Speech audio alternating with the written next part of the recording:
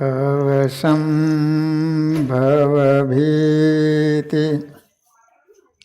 વેદનમ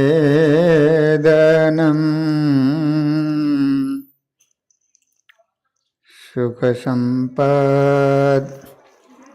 કરુણાનિકેતનમ રતદાન તપઃ ક્રિયાફલમ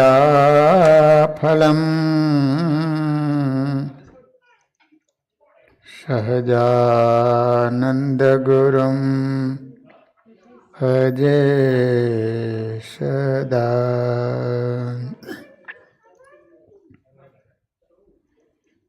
ઓમ અવતારિણી શ્રી સ્વામિનારાયણાય નમો નમઃ.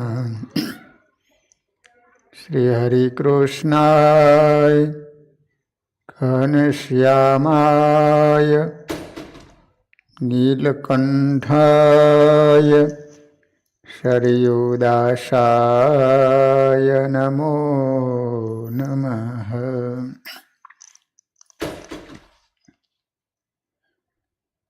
બોલો સ્વામિનારાયણ ભગવાનની જય. શ્રી હરિકૃષ્ણ મહારાજની જય. શ્રી નરનારાયણ દેવની, શ્રી લક્ષ્મીનારાયણ દેવની, શ્રી રેવતી બળદેવજી મહારાજની જય. શ્રીમદ ભાગવતજીમાં સપ્તમ સ્કંદમાં સુખદેવજી મહારાજ પરીક્ષિત રાજાને પ્રહલાદ ચરિત્રની કથા સંભળાવી રહ્યા છે. પ્રહલાદજીને નારાયણનું નામ મુકાવવા માટે, સત્સંગ મુકાવવા માટે ઘણા બધા કષ્ટો, દુઃખ આપવામાં આવ્યા, છતાંય પણ પ્રહલાદે ભગવાનને છોડ્યા નથી.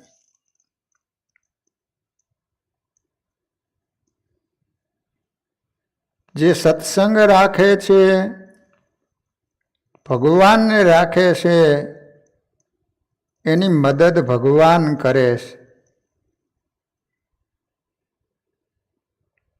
મીરાબાઈને કેટલા બધા દુઃખ આપવામાં આવ્યા. ઝેરનો કટોરો મોકલાવવામાં આવ્યો, ભગવાને ઝેરમાંથી અમૃત બનાવી દીધું. સર્પ મૂકવામાં આવ્યો, સર્પમાંથી ભગવાને ફૂલનો હાર બનાવી દીધો. મીરાબાઈ એના દેરને એવું કહેવરાયું કે રાણાને કહેજો કે બીજા કટોરા મોકલાવે. જેની રક્ષામાં ભગવાન હોય, દુનિયાની કોઈ તાકાત શક્તિ નથી કે એનો વાળ વાંકો કરી શકે. जिसने तारे गगन में इतना शत्रु होय, જેના ઉપર ભગવાનની કૃપા હોય, એનો વાળ વાંકો ન થાય.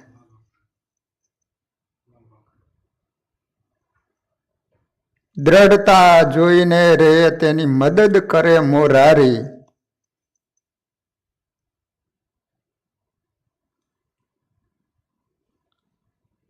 પ્રહલાદજી જેવી દ્રઢતા રાખી,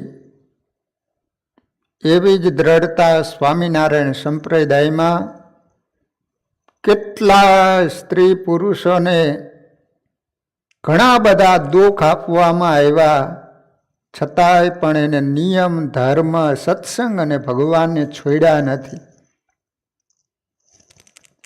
સૌરાષ્ટ્રમાં ભેંસજાડ નામનું ગામ છે. ત્યાં કરુણુભા કરીને સારા હરિભગત હતા. તેમની એક બહેન હતી અને એનું નામ હતું મીરાબા. દરબાર ક્ષત્રિય હતા. નાનપણથી જ મીરાબાઈની જેમ ભક્તિ રસમાં તરબોળ રહેતા હતા. આ દીકરી નાનપણથી જ ભગવાનની ભક્તિ કરતી હતી. પૂર્વનો કોઈક બળિયો આત્મા. સમય જતા એમનું વેવિશાળ એક કુસંગી સાથે થયું. કરુણુભાને ખબર હતી, છતાંય પણ સગપણ કર્યું. ઘણીવાર મા બાપ મોટામાં મોટી ભૂલ કરતા હોય છે. એને ખબર હોય છે કે આ કુસંગી છે, આ સત્સંગી નથી, આમાં કોઈ સદગુણ નથી, છતાં પણ એક સંપત્તિની લાલચમાં, એક રૂપિયાની લાલચમાં પોતાની સદગુણી એવી દીકરીને કુસંગીને ત્યાં આપી દેતા હોય છે. અને એને કારણે આખી જિંદગી પર્યંત એ દુઃખ વેઠવા પડતા હોય છે. અને યાદ રાખે કે જેની દીકરી સાસરિયામાં ગયા પછી દુઃખી થતી હોય તો એ મા બાપને જિંદગીમાં સુખ ન મળે. મા બાપની જવાબદારી છે પોતાની દીકરી ક્યાં આપવી, એ કાંઈક જોવું તો પડે ને. એક તમે બજારમાં માટલું લેવા માટે જાઓ છો, એ ટકોરા મારો છો, બોધું બોલે તો માટલું નથી લેતા. તો પછી જેને જિંદગી પર્યંત તમારી દીકરી સોંપવાની છે એની કંઈ નહીં જોવાનું. અને યાદ રાખો કે એકવાર માંડવે ચડ્યા પછી ઉતરવું બહુ અઘરું પડી જવાનું. એટલા માટે મા બાપ ખાસ જેના ઘરે દીકરીઓ છે, એ જેના હજી લગ્ન ન થયા હોય, એ ભલે કદાચ સંપત્તિ ઓછી હોય પણ એની અંદર દીકરામાં સંસ્કાર હશે ને, તમારી દીકરી બહુ શાંતિપૂર્વક અને સુખપૂર્વક વ્યતીત કરી શકવાની. ગમે એટલી સંપત્તિ હોય પણ છોકરામાં એક સદગુણનો છાંટો જ ન હોય, દુરાચારી હોય,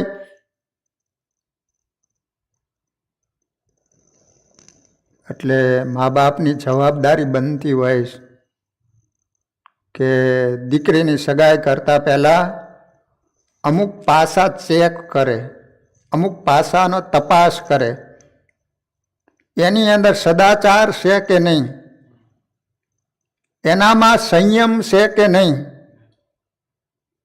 એનામાં સાદાઈ છે કે નહીં, એનામાં કોઈ પણ પ્રકારના વ્યસન નથી ને. આવા અમુક પાસા ચેક કરી અને પછી તમારી દીકરીની સગાઈ કરજો. ભલે ઓછી સંપત્તિ હોય.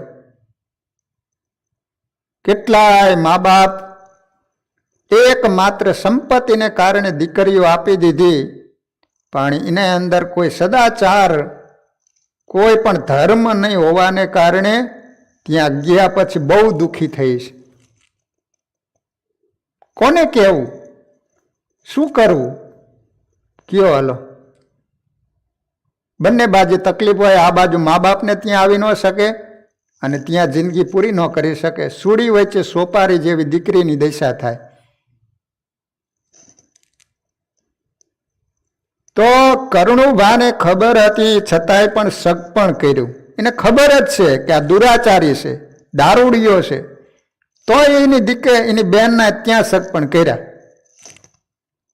તેથી બીજા ભક્તોએ કહ્યું, બાપુ મીરાબા તો ભક્ત છે, તેથી તેનું સગપણ કોઈ હરિભગત યુવાન સાથે કરવું જોઈએ.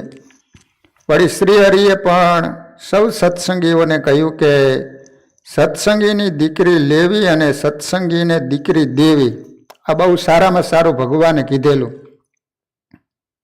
સત્સંગી હોય ને એની દીકરી લેવી અને દેવી. હા, બને ત્યાં સુધી સત્સંગી હોય ને ત્યાં જ તમારે દીકરી દેવી, ભલે ઓછી સંપત્તિ હોય. માટે આ વેવિશાળ તમોએ ભગવાનની આજ્ઞા વિરુદ્ધ કર્યું છે.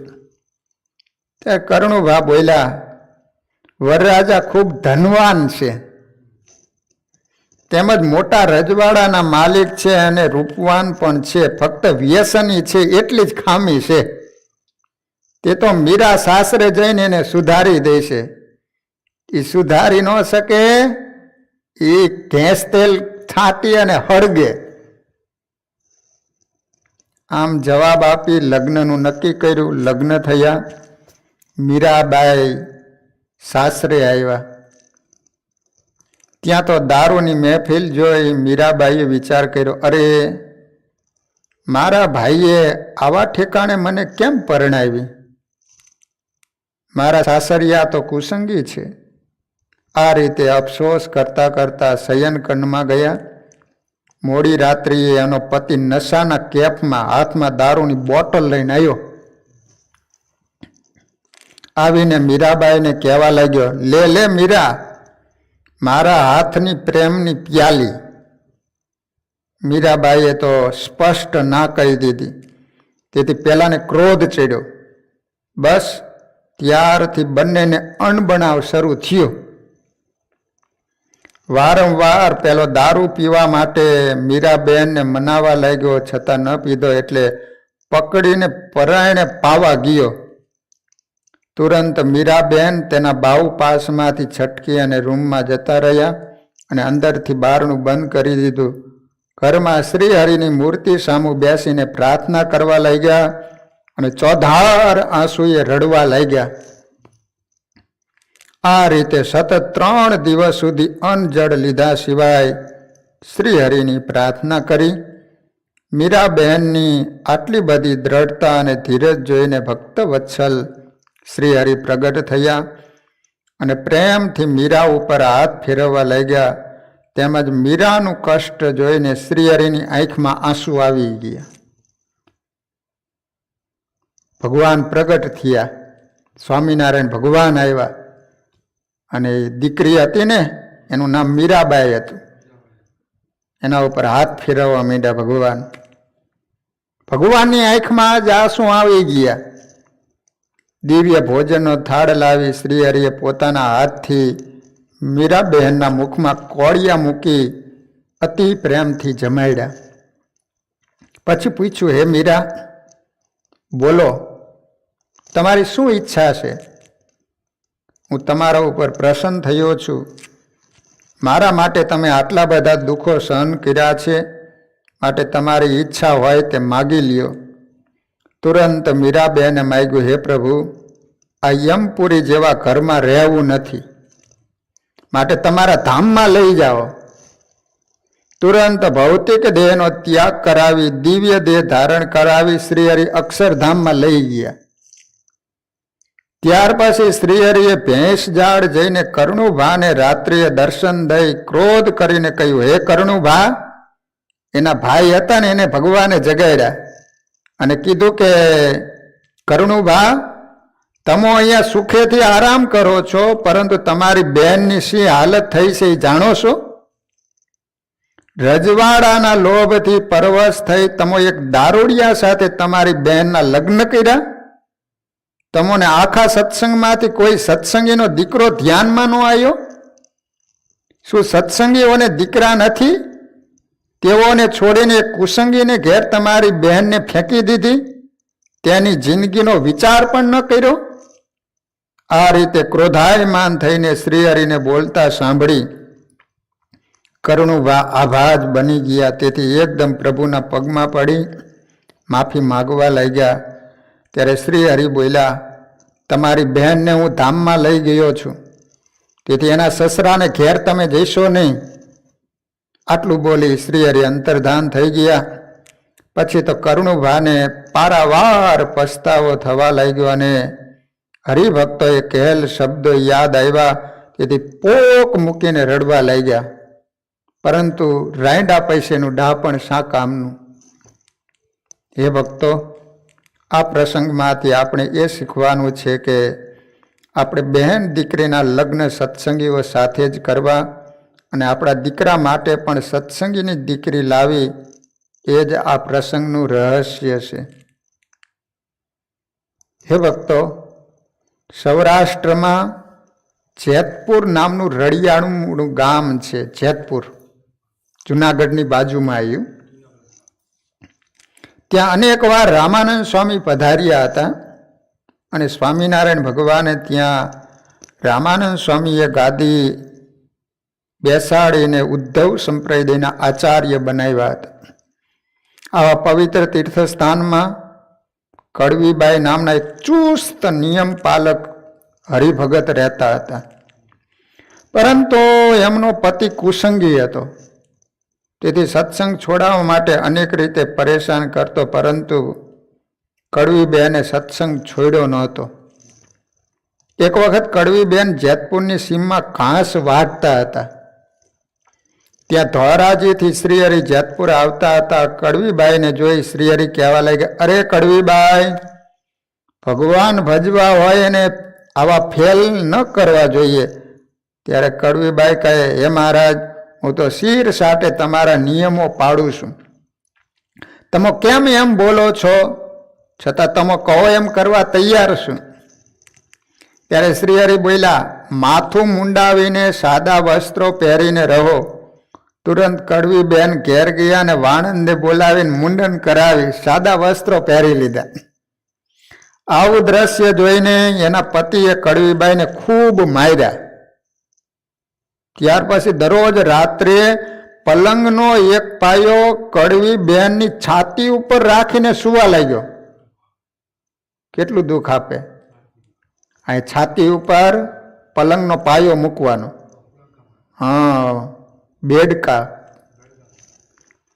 તેથી કડવીબેનને અતિ પીડા થવા લાગી. દુઃખ સહન ન થવાથી કડવીબેને સ્વામિનારાયણ ભગવાનને ખૂબ પ્રાર્થના કરી.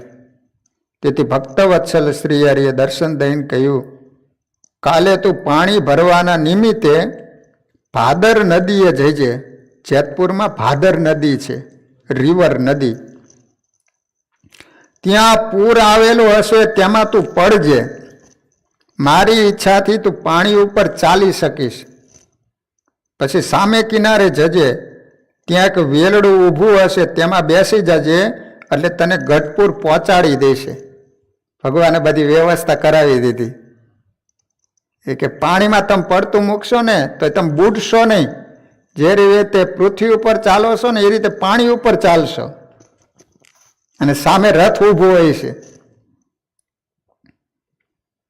જે ધર્મ રાખે છે ને, ભગવાનને રાખે છે ને, એની ભગવાન કેવી રક્ષા કરે છે. પણ આપણી ફરજ બને છે કે ધર્મ પાળવો પડે, સત્સંગ રાખવો પડે, ભગવાનને રાખવા પડે. તો ભગવાન તો આપણી રક્ષામાં બેઠા જ છે. પણ આપણે કાંઈ રાખવું ન હોય તો પછી કઈ ભગવાન રક્ષા કરે? એ તો આપણી જવાબદારી કંઈક બનતી હોય ને. આટલું કહી શ્રીહરિ અંતર્ધાન થઈ ગયા. બીજે દિવસે સવારે કડવીબાઈએ પાણી ભરવાના નિમિત્તે ભાદર નદીએ જઈ પૂરમાં પડતું મૂક્યું. પરંતુ બુડ્યા નહીં અને તણાયા નહીં. હરી ઈચ્છાથી પાણી ઉપર ચાલીને સામે કાંઠે પહોંચી ગયા. ત્યાં વેલડું ઊભું હતું, તેમાં બેસી ગયા અને ગઢડા પહોંચી ગયા. જેતપુરમાં એના પતિએ રાજાને ફરિયાદ કરી કે જીવો જોશી, પૂતળી, ગોવર્ધન અને શિવો એ ચારેય મળીને મારી પત્ની કડવીને ભગાડી છે.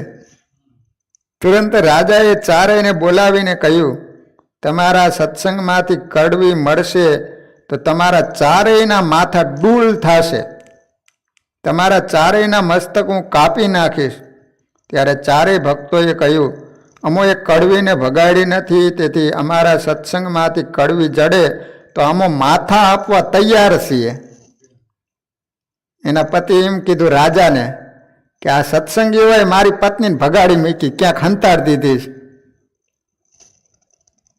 એમ કહીને સહી કરી આપી રાજાને. આ વાતની ગઢપુરમાં શ્રીહરિને ખબર પડી. તેથી કડવીબેનનું નામ ફેરવીને રામબાઈ રાખ્યું. મહારાજે એનું નામ ફેરવી નાખ્યું, રામબાઈ નામ પાડી દીધું. ઉત્તર ગુજરાતમાં આવેલ કઠલાલ ગામમાં મોકલ્યા. ત્યાં રહીને તેઓ રેટીઓ કાંતીને જીવન નિર્વાહ કરવા લાગ્યા અને ગામમાં સત્સંગ કરાયો. એના ઉપર પ્રેમાનંદ સ્વામીએ કીર્તન બનાવ્યું, કર દીની રે બાલાપન મેં બેરાગન કર દીની. એકવાર શ્રીજી મહારાજ કઠલાલ ગયા હતા. ત્યારે રામબાઈએ પાણીના માટલામાં શ્રીહરિને પગનો અંગૂઠો બોડાવ્યો હતો અને પાણી મહિમા જાણીને રામબાઈએ કૂવામાં નાખ્યું હતું. તેથી લોહિયાના ત્રીજા વચનામૃતમાં શ્રીહરિએ મહિમાવાળા ભક્ત તરીકે એને ગણના કરી છે. હે ભક્તો, ઉત્તર ગુજરાતમાં પ્રાંતિજ નામનો તાલુકો આવેલો છે. પ્રાંતિજ નામનું ગામ છે ઉત્તર ગુજરાત. તે શહેરમાં લક્ષ્મીબાઈ નામના એક હરિભગત બહેન થઈ ગયા. લક્ષ્મીબાઈ બહેન ધર્મ નિયમનું ચુસ્તપણે પાલન કરતા. તેથી એના પતિને બિલકુલ ગમતું નહીં. સત્સંગ છોડાવવા માટે અનેક પ્રકારે દુઃખો દેવા લાગ્યો, છતાં પણ લક્ષ્મીબેને સત્સંગ છોડ્યો નહીં પ્રાંતિજ ગામમાં. એવા સમયે સ્વામિનારાયણ ભગવાન પ્રાંતિજ ગામમાં પધાર્યા. તે ખબર લક્ષ્મીબાઈને પડી. તુરંત દર્શન કરવા માટે જવા લાગ્યા. ત્યાં તો એનો પતિ પકડીને ઘરમાં લઈ ગયો. જમીન ઉપર સુવડાવી, છાતી ઉપર પલંગનો પાયો રાખીને તે ઉપર સૂતો સૂતો કહેવા લાગ્યો, બોલાવ તારા સ્વામિનારાયણને, તને આવીને બચાવે. સાંભળી લે, જ્યાં સુધી તું સ્વામિનારાયણનો ધર્મ નહીં છોડે ત્યાં સુધી દરરોજ તારી છાતી ઉપર ખાટલાનો પાયો રાખીને સુવાનો છું, સમજી? નરાધમ આવી રીતે આખી રાત્રિ સૂતો. તેથી લક્ષ્મીબેનને અતિ પીડા થઈ. પછી એનો પતિ સવારે બહાર ગયો. ત્યારે લક્ષ્મીબાઈએ શ્રીહરિની બહુ પ્રાર્થના કરી. તેથી ભગવાને દર્શન દઈને છાતીએ હાથ ફેરવ્યો. તુરંત સર્વે પીડા શમી ગઈ. ત્યારબાદ લક્ષ્મીબહેન ઉપર અતિ રાજી થઈને વરદાન માગવાનું કહ્યું.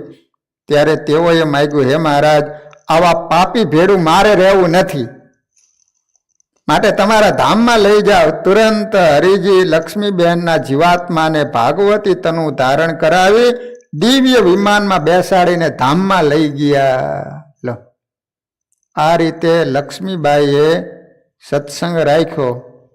આટલા દુઃખ આપે, બોલો. એનો ધણી આટલો માર મારે, રાતે પલંગનો પાયો છાતી ઉપર મૂકીને હુએ પાછું. ભગવાને દર્શન આપીને ધામમાં લઈ ગયા. સદગુરુ નિષ્કુળાનંદ સ્વામીએ ભક્ત ચિંતામણીમાં 136માં પ્રકરણમાં લખ્યું છે કે કરે સહાય હરિ કષ્ટમાં નિજ સેવકની નરવીર વસમી વેળાએ વાલમો સુખ આપે શ્યામ સુધીર સુખકારી દુઃખહારી તારી ટેકયે ધૈર્યની દાસનાય વિનાશ ત્રાસ વિનાશન રીત ધરણી. આ પંક્તિઓને સત્ય કરતા પ્રસંગો સાંભળીએ. એક નાગનેશ નામનું નાનકડું ગામ છે, નાગનેશ. ત્યાં અમૃતબેન સારા ભગત થઈ ગયા. અમૃતબેન તેઓ જ્ઞાતિએ બ્રાહ્મણ હતા. પોતે સ્વામિનારાયણ ભગવાનના ચુસ્ત ઉપાસક હતા. તેથી ડુંગળી, લસણ, ઓનિયન વગેરે અભક્ષ્ય વસ્તુઓ ખાતા નહીં. પરંતુ તેમના સસરાના કુટુંબીઓ કુસંગી હતા. તેથી બ્રાહ્મણ હોવા છતાં સદાચારહીન હતા. તેઓ સૌ મળીને અમૃતબાઈને સત્સંગ છોડાવવા બહુ દુઃખ દેતા હતા. પરંતુ અમૃતબેન તો શિરને સાથે નિયમ ધર્મ પાળતા, નિયમોનું પાલન કરતા. ભક્તનું દુઃખ ભગવાનથી સહન ન થયું. તેથી શ્રી હરિજી બ્રાહ્મણનું રૂપ ધારણ કરીને રાત્રિના 12 વાગ્યા અમૃતબેનના ઘેર આવ્યા. સ્વામિનારાયણ ભગવાન બ્રાહ્મણના વેશે આવ્યા. પછી હરી ઈચ્છાથી ઘરના લોકો ગાઢ નિદ્રામાં સૂઈ ગયા હતા. ઘરમાં બધા સૂઈ ગયા હતા. ત્યારે શ્રી હરિએ અમૃતબેનને કહ્યું, તારા સંબંધીઓ તને હેરાન કરે છે, તે માટે હું તને લેવા આવ્યો છું. બોલ, તારી શું ઈચ્છા છે? એમ કહીને દિવ્ય સ્વરૂપે દર્શન દીધા. ત્યારે અમૃતબેન રડતા રડતા કહ્યું, હે મહારાજ, મારા પતિ અને અન્ય સગાઓ જ્ઞાતિએ કરીને કેવળ બ્રાહ્મણો છે, પરંતુ તેઓના આચરણ તો કસાય જેવા છે. માટે મારે અહીંયા રહેવું નથી, મને તમારી સાથે લઈ જાઓ. પછી શ્રી હરિએ કહ્યું, અમૃત, મારી પાછળ પાછળ આવ, તને કોઈ નહીં જોઈ શકે. આ રીતે કહીને શ્રી હરિ ચાલવા લાગ્યા અને એની પાછળ શ્વેત વસ્ત્ર પહેરીને અમૃતબેન પણ ચાલવા લાગ્યા. બંને ગામના દરવાજે આવ્યા. ત્યાં તો દરવાજાના બારણાની બારી એની મેળે ઉઘડી ગઈ, તેમજ તાળા પણ દેવાઈ ગયા. ઉઘડી ગઈ તેથી શ્રી હરિ અને અમૃતબેન બહાર જતા રહ્યા. પછી એની મેળે પાછા બંધ થઈ ગયા અને તાળા પણ દેવાઈ ગયા. પહેલાના જમાનામાં ફરતી કોઈ કિલ્લા હોય, એનો ગેટ હોય એક, પછી રાત્રે બંધ થઈ જાય, પછી કોઈ આવી ન શકે ને ગામમાં કોઈ બહાર જઈ ન શકે. તે અહીંયા લોક મારેલું હતું ગેટે. તે ભગવાને આમ નજર કરીને તે ઓટોમેટિક દરવાજો ખુલી ગયો. પછી ભગવાનને અમૃત બહાર જતા રહ્યા, તે પાછો દરવાજો બંધ થયો ને લોકે બંધ થઈ ગયું.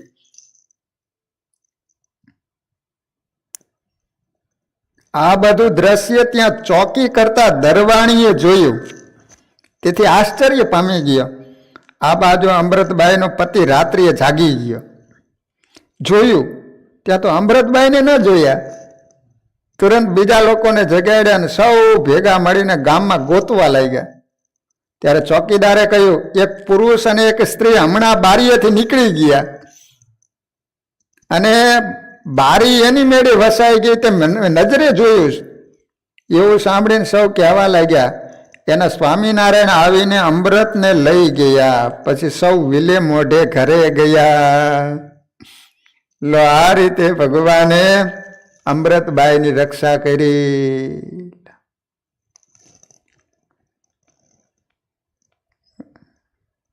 સૌરાષ્ટ્રમાં ઉપલેટાથી પોરબંદર જતી રેલવે લાઈન ઉપર સુપેડી નામનું એક ગામ છે. સુપેડી, પોરબંદર છે ને, પોરબંદર. તે ગામમાં સહજાનંદી પ્રહલાદ થઈ ગયા. તે ભક્તનું નામ હતું ડાયો. ડાયા ભગત ખરેખર ડાયા હતા. એક વખત સુપેડી ગામનો સંઘ ગંગાજીની યાત્રા કરવા જતો હતો. તે સંઘમાં ગામના રામજી પટેલના બે પુત્રો હતા. મોટાનું નામ રવજી અને નાનાનું નામ ડાયો. સૌ ચાલતા ચાલતા ગઢપુરના પાદરમાં નીકળ્યા. તેથી સૌને થયું, ચાલો સ્વામિનારાયણ અહીંયા રહે છે તો તેઓને જોતા જઈએ. કેમ જે એ ભગવાન કહેવાય છે, માટે ચાલો. આ રીતે પરસ્પર વાતો કરતા કરતા દાદાના દરબારમાં આવ્યા. આ કોઈ સત્સંગી નહોતા, પણ એને એમ થયું કે સ્વામિનારાયણ કહેવાય છે ભગવાન, ચાલો ને અહીંયા નીકળ્યા છે, જોતા જઈ સ્વામિનારાયણને કેવા છે એમ. તે સમયે શ્રીજી મહારાજ લીંબતરુ નીચે સભા કરીને બિરાજમાન હતા. તેથી સૌએ આવીને દર્શન કર્યા. પછી સૌ ચાલવા લાગ્યા. પરંતુ રામજી પટેલનો ડાયો તો શ્રીજી મહારાજના દર્શન કરીને ત્યાં જ ઊભો રહી ગયો અને શ્રીહરિની સામું મીટ માંડી જોઈ જ રહ્યો. ત્યારે સંઘના લોકો અને એના મોટા ભાઈએ ડાયાને કહ્યું, ચાલ ડાયા, પછી મોડું થશે, હજુ તો ઘણા તીર્થોએ દર્શન કરવાના. ત્યારે ડાયા ભગતે જવાબ આપ્યો, મારે તો 68 તીર્થ સ્વામિનારાયણ ભગવાનના દર્શન કરવાથી પરિપૂર્ણ થઈ ગયા, મારે નથી આવું. ખૂબ મનાવા છતાં ડાયો ગયો નહીં. તેથી સૌએ નક્કી કર્યું, વળતા આવીશું ને ત્યારે ડાયાને ઘેર લેતા જશું.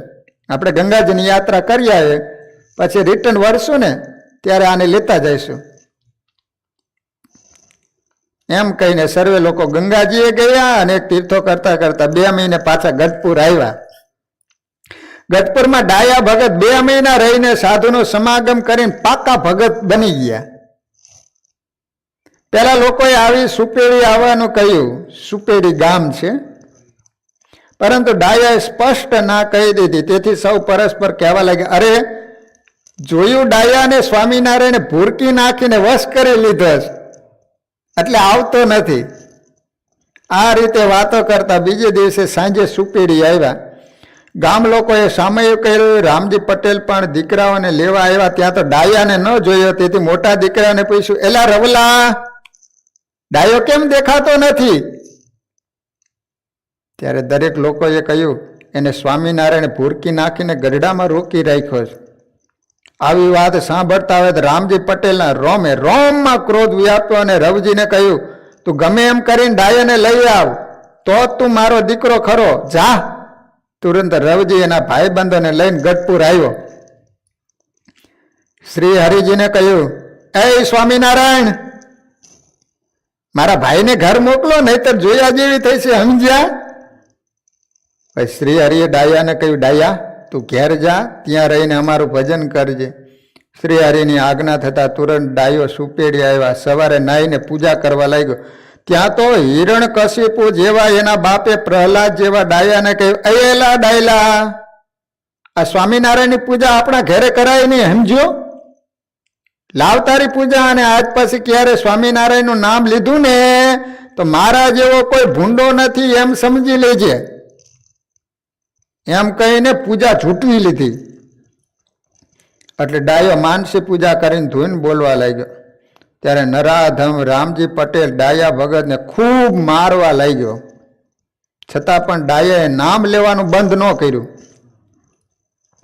તેથી ડાયા ભગતને વાડીએ લઈ ગયા અને લાકડીએ કરીને ખૂબ માર્યો, લાકડીથી માર્યો. છતાં પણ ડાયા ભગતે નામ લેવાનું છોડ્યું નહીં. તેથી પાપી બાપે પગે દોરડું બાંધીને કૂવામાં ઊંધે માથે લટકાવીને ડૂબકા ખવડાવ્યા. તો પણ સ્વામિનારાયણ સ્વામિનારાયણ સ્વામિનારાયણ સ્વામિનારાયણ નામ લેવાનું ડાયા ભગતે બંધ ન કર્યું. વિચાર તો કરો, કેવા ભગત હશે, હે? બોલો, કૂવામાં ઊંધો લટકાવ્યો અને પાણીમાં બોળે તો એ સ્વામિનારાયણ સ્વામિનારાયણ કરે. પછી ઘેર લાવ્યા અને એક ઘરમાં થાંભલા સાથે જકડીને બાંધી દઈને કહ્યું, જ્યાં સુધી નામ નહીં છોડે ત્યાં સુધી ખાવા પીવાનું નહીં દઉં. ત્યારે નાના એવા ડાયા ભગતે કહ્યું, સ્વામિનારાયણ નામ પર મારે મરવું પડે તો બહેતર છે. આ દેહમાં જ્યાં સુધી જીવ હશે ત્યાં સુધી સ્વામિનારાયણ ભગવાનને નહીં છોડું, સમજ્યા? ડાયા ભગતના આવા આકરા વચન સાંભળીને એનો બાપ ધુઆપુઆ થઈ ગયો. તેથી દરવાજો બંધ કરી તાળું મારીને જતો રહ્યો. થાંભલા બાંધી દીધા ડાયાને. અંધારા ઘરમાં ડાયા ભગતને અસહ્ય પીડા થાય છે. એક તો 2 દિવસના ઉપવાસ થયા અને પરોણાનો ખૂબ માર માર્યો છે, તેમજ જકડીને બાંધ્યા છે, દોરડાથી બાંધી દીધા થાંભલા. છતાં પણ હરિસ્મરણ છોડ્યું નથી. તેવા ભક્તો માટે બ્રહ્માનંદ સ્વામીએ લખ્યું, હરિજન સાચા રે, જે ઉરમાં હિંમત રાખે, વિપતે વરચી રે, કે દીન વચન નવ ભાખે.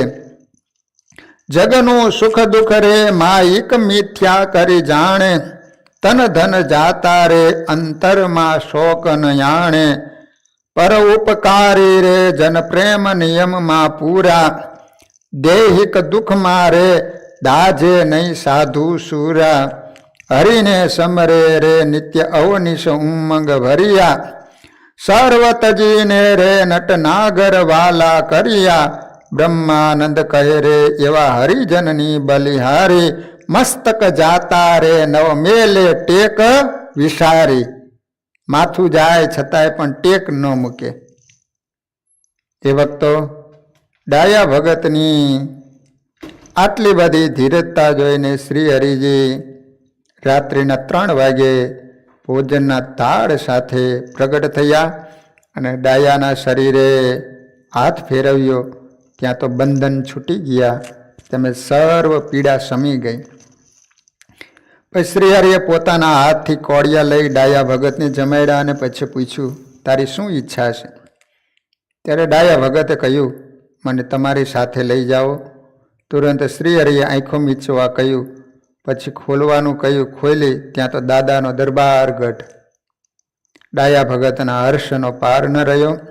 આ બાજુ સુપેરી ગામમાં ઘરના લોકોએ કલ્પાંત કર્યું. તેથી રામજી પટેલે બારણું ખોલ્યું. ત્યાં તો ઘર ખાલી ખમ, ડાયો નહીં. જે રૂમમાં બાંધી દીધો હતો ને થાંભલા સાથે, સવારે દરવાજો ખોલ્યો તો રૂમમાં ડાયો જ નહોતો. સ્વામિનારાયણ ભગવાને ગઢપુર મોકલી દીધા. પછી સૌએ નક્કી કર્યું કે સ્વામિનારાયણ જાદુગરા છે, તેથી તેઓ રાત્રિએ આવીને લઈ ગયા છે, માટે ચાલો ગઢડા જઈએ. પછી રામજી પટેલ ને ગામના માણસો ગઢપુર આવ્યા. તે સમયે ડાયા ભગત સભામાં બેઠા હતા, પરંતુ શ્રીહરિની ઈચ્છાથી દેખાણા નહીં. સભામાં જ બેઠા, પણ એના સગા સંબંધી કોઈને દેખાતા જ નથી. તેથી સૌ જતા રહ્યા. પછી ડાયા ભગત યુવાન થયા ત્યારે શ્રીહરિએ તેમને દીક્ષા આપી અને સાધુ બનાવી દીધા. આ રીતે ડાયા ભગતને આટલા કષ્ટો અને દુઃખ આપ્યા, છતાંય પણ એને સત્સંગ છોડ્યો નહીં. જૂનાગઢમાં એક ગોકળ નામનો ભાટ જ્ઞાતિનો છોકરો સત્સંગી થયો. ભાટ લોકો આવે ને, ભાટ. તેને કારણે એની મા બહુ ગુસ્સે થઈ અને ગોકળને સત્સંગ છોડાવવા માટે અનેક ઉપાયો કર્યા. અનેક રીતે સમજાવ્યો, તો પણ ગોકળે કંઠી કાઢી નહીં, તેમજ પૂજા કરવાનું બંધ ન કર્યું. પછી એમની મા ગુસાઈજી પાસે ગઈને વાત કરી કે મારો દીકરો આપણો વૈષ્ણવ સંપ્રદાય છોડીને સ્વામિનારાયણનો થયો છે, માટે ગમે એમ કરીને એની કંઠી તોડાવો. ડોશીની વાત સાંભળી તુરંત ગુસાઈજીએ માણસ મોકલી ગોકળ ભગતને બોલાવ્યો. ગોકળ ભગત આવ્યા. ગુસાઈજી ક્રોધ કરીને બોલ્યા, અય ગોકળિયા, કંઠી તોડી નાખ, નહીતર હવેલીમાં પૂરી દઈશ અને ખાવા પીવા નહીં આપું, સમજ્યો? ત્યારે ગોકળ ભગતે જવાબ આપ્યો, ગુસાઈજી, કંઠી તો માથા સાટે છે, સમજ્યા? મેં નિયમ લીધો છે કે દેહમાં પ્રાણ રહે ત્યાં સુધી સત્સંગ નહીં છોડું. હવે તમારે કરવું હોય ને એ કરી લ્યો, પરંતુ કંઠી નહીં કાઢું. નાની ઉંમરના ગોકળ ભગતની શુરવીરતા ભરી વાણી સાંભળીને ગુસાઈજી લાલ પીળો થઈ ગયો. તુરંત ગોકળ ભગતને પકડીને એક રૂમમાં પૂરી દીધા. નિર્દય એવા ગુસાઈજીએ ગોકળ ભગતને અનજળ કંઈ પણ આપ્યું નહીં. તેથી એને 5 દિવસના અનજળ વગરના ઉપવાસ થયા. આ બાજુ મંદિરમાં ગોકળ ભગત દર્શને આવતા બંધ થઈ ગયા. તેથી સંતોએ હરિભક્તોને કારણ પૂછ્યું. એટલે હરિભક્તોએ તેના ઘરે જઈને તપાસ કરી. ત્યાં તો પાડોશીએ કહ્યું કે તમારા ગોકળ ભગતને તો ગુસાઈજીએ હવેલીમાં પૂરી દીધા. તુરંત હરિભક્તોએ નવાબ રાજા પાસે જઈને સર્વે વાત કરી. તેથી સિપાહીઓ મોકલીને ગોકળ ભગતને છોડાવ્યા. જૂનાગઢના નવાબ હતા ને, એને સ્વામિનારાયણ ભગવાનનો ગુણ હતો. એટલે રાજાને વાત કરી કે આ રીતે એને સ્વામિનારાયણ સંપ્રદાય સ્વીકાર્યો છે, એટલે એને રૂમમાં પૂરી દીધા. 5 દિવસ થયા, ખાવા પીવાનું કાંઈ આપતા નથી.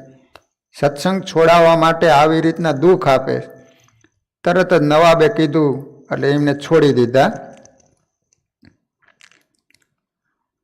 5 દિવસના ભૂખ્યા ગોકળ ભગત ઘરે ગયા. ત્યાં તો ડાકણ જેવી માએ રોટલા ઉપર ડુંગળી ચોપડીને શાકમાં લસણ નાખીને ગોકળ ભગતને જમવા આપ્યું. લસણ ડુંગળી જોઈને ભગત ઊભા થઈ ગયા અને અશક્તિને કારણે સૂઈ ગયા. આ રીતે દરરોજ જમવા બોલાવે ને લસણ નાખીને કે જ્યાં સુધી સ્વામિનારાયણની કંઠી નહીં તોડે ત્યાં સુધી ડુંગળી લસણ નાખવાની જ છું. ત્યારે ગોકળ ભગતે કહ્યું, ભૂખ્યો મરી જઈશ, પરંતુ કંઠી નહીં તોડું. આમ કરતા કરતા 15 દિવસના ઉપવાસ થયા. છતાં પણ ગોકળ ભગતની ધીરજ ડગી નહીં. આવી દ્રઢ તેજ જોઈને ભક્તવત્સલ શ્રી હરિ રાત્રિ આવ્યા અને પલંગ ઉપર સૂતેલી ગોકળ ભગતની માને પછાડી સોટીએ ખૂબ મારી. સ્વામિનારાયણ ભગવાન આવ્યા કે મારા ભગતને આવા દુઃખ આપે, હોટીએ મારી. ત્યાં તો ગોકળ ભગત જાગી ગયા. તેથી શ્રી હરિને દંડવત કરવા લાગ્યા. ભાઈ શ્રીહરિએ દિવ્ય ભોજનથી પોતાના હાથે ગોકળ ભગતને જમાડ્યા. આહા, ભગવાન ભક્તને જમાડે છે. એટલા બધા રાજી થયા કે આ 15 દિવસના ઉપવાસ થયા છતાંય પણ મને છોડ્યા નહીં. નિયમ ધર્મ જોઈને ભગવાન આવ્યા, થાળ લઈને ગોકળ ભગતને જમાડ્યા છે. આવો ચમત્કાર જોઈ ડોશીએ માફી માંગી અને ગોકળ ભગતને પરેશાન કરતી બંધ થઈ ગઈ. આ રીતે સ્વામિનારાયણ સંપ્રદાયની અંદર હજારો મીરાઓ અને હજારો પ્રહલાદ બની ગયા છે. સોરઠમાં જોડિયા બંદર નામનું ગામ છે, સમુદ્રને કાંઠે આવ્યું જોડિયા. એકવાર સંતો એ ગામમાં ગયેલા અને કથા વાર્તા કરી સ્વામિનારાયણ ભગવાનનો નિશ્ચય કરાવી મુમુક્ષુઓને વર્તમાન ધરાવી કંઠીઓ બાંધવા લાગ્યા. તે સમયે ગામના પટેલનો પુરુષોત્તમ નામનો દીકરો પણ કંઠી બંધાવા આવ્યો. દરેક મુમુક્ષુઓને કંઠી પહેરાવ્યા પછી સંતોએ પંચ વર્તમાન રાખવાની તથા શીર સાથે નિયમો રાખવાની ભલામણ કરી. સંતો બીજા ગામડાઓમાં ગયા. ત્યાર પછી પુરુષોત્તમ ભગત ઘેર ગયા. ત્યાં તો કુસંગીઓનો સરદાર એનો બાપ ડેલીએ બેઠો બેઠો હોકો પીતો તો હોકો. તેની નજર ગળામાં પહેરેલી કંઠી ઉપર પડી. તુરંત ઉકળી ઉઠ્યો, એલાય પસવા, તું ક્યાંય મુંડિયાની માયાજાળમાં ફસાયો, કાઢ કાઢ એના મંત્રેલા પારા, નહીતર તને ભગતડો બનાવી દેશે. ત્યારે પુરુષોત્તમ ભગતે કહ્યું, અરે આતા, એ સંતો તો બહુ સારા છે, એ કોઈને મંત્રેલા પારા આપતા નથી, પરંતુ સ્વામિનારાયણ ભગવાનની કંઠી આપે છે. આ રીતની પુત્રની વાણી સાંભળી પટેલે લાલ આંખ કરીને કહ્યું, પૈસા બંધ કર તારી લવલી, મારે કંઈ પણ સાંભળવું નથી. પટેલનો દીકરો થઈને વેવલાઈ કરે છે, તને શરમ નથી આવતી? એવા રખડતા બાવાના કહેવાથી પારા બાંધીને ઘેર દોડ્યો આવ્યો, કાઢી નાખે એના પારાઓને. ત્યારે પરસોત્તમ ભગવતે જવાબ આપ્યો, હે આતા, મેં કંઠી પહેરીશ, એમાં તમને શું વાંધો છે?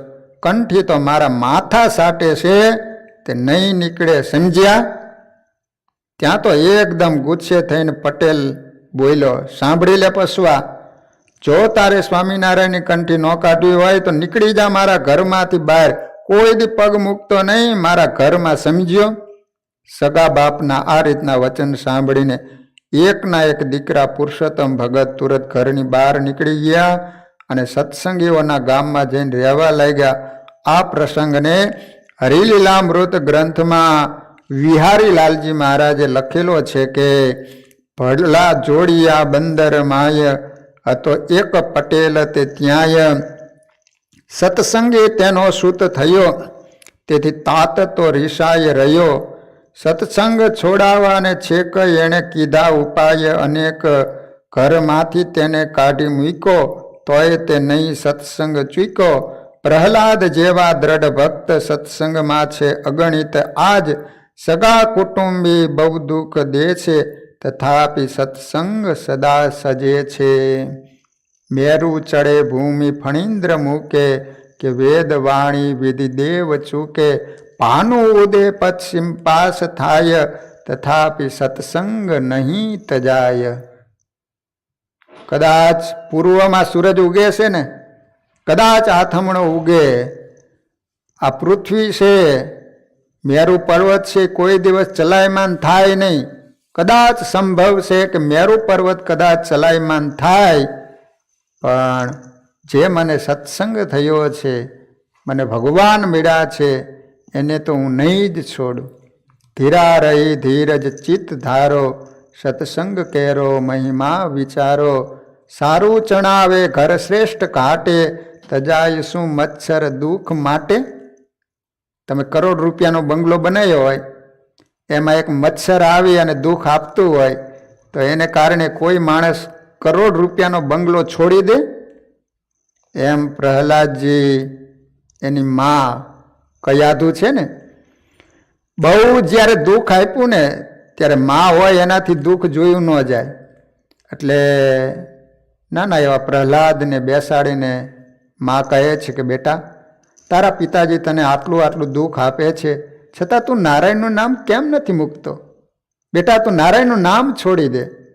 અને તું નહીં છોડે તો તારા પિતાશ્રી તને મારી નાખશે, તને ખ્યાલ છે ને? ત્યારે પ્રહલાદજી એની માને કહે છે કે માં, હું તને પ્રશ્ન કરું છું કે કરોડ રૂપિયાનો બંગલો હોય ને એમાં એક મચ્છર કદાચ ત્રાસ આપતું હોય, ડંસ મારતું હોય, તો એને કારણે કોઈ માણસ કરોડ રૂપિયાનો બંગલો છોડી દે?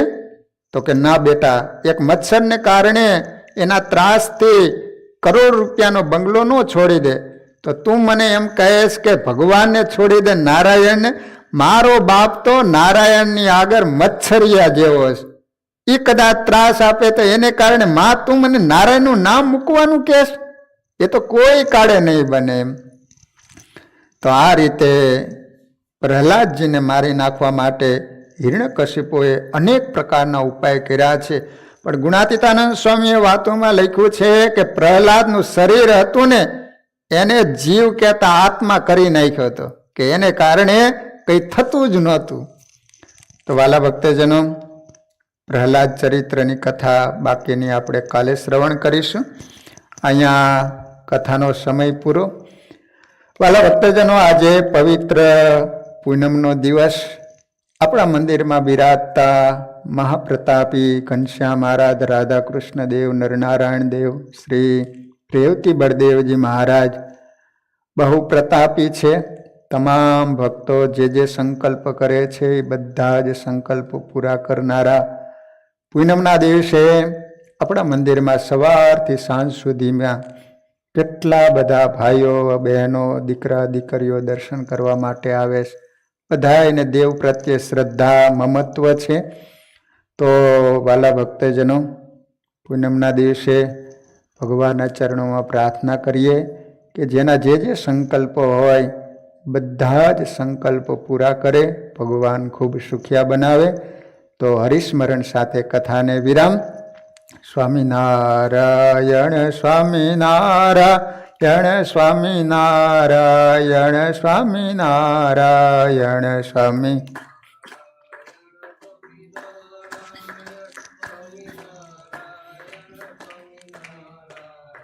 સ્વામિનારાયણ સ્વામિનારાયણ સ્વામિનારાયણ સ્વામિનારાયણ સ્વામિનારાયણ સ્વામિનારાયણ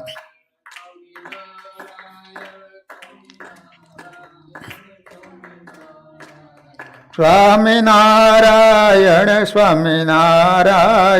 સ્વામિનારાયણ સ્વામિનારાયણ સ્વામિનારાયણ સ્વામિનારાયણ સ્વામિનારાયણ સ્વામિનારાયણ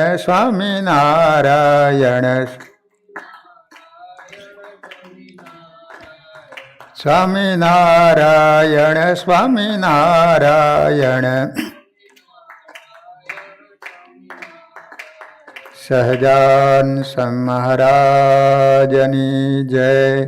હરિકૃષ્ણ મહારાજની, શ્રી નરનારાયણ દેવની, શ્રી લક્ષ્મીનારાયણ દેવની, શ્રી રેવતી બળદેવજી મહારાજની. બધા જ હરિભક્તોને ઘણા ભાવથી જય સ્વામિનારાયણ.